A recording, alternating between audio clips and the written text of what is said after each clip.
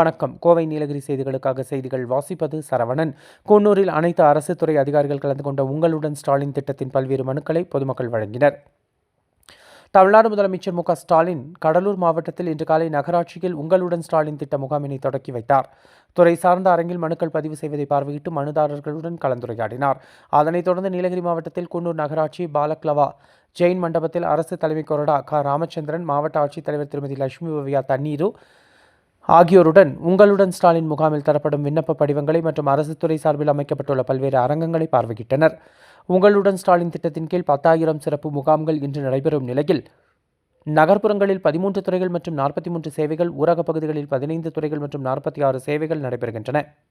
கூனூர் ஜெயின் மண்டபத்தில் நடைபெற்ற நிகழ்ச்சியில் உங்களுடன் ஸ்டாலின் முகாமினை தமிழக அரசு தலைமை கொறடா க. ராமச்சந்திரன் மற்றும் நீலகிரி மாவட்ட ஆட்சித்தலைவர் லட்சுமி பவ்யா தண்ணீரு ஆகியோர் துவக்கி வைத்தனர். கூனூர் நகரமன்ற தலைவர் சுசிலா, துணைத் தலைவர் வாசிம் ராஜா, கூனூர் நகர செயலாளர் ராமசாமி உள்ளிட்டோர் இதில் கலந்து கொண்டனர்.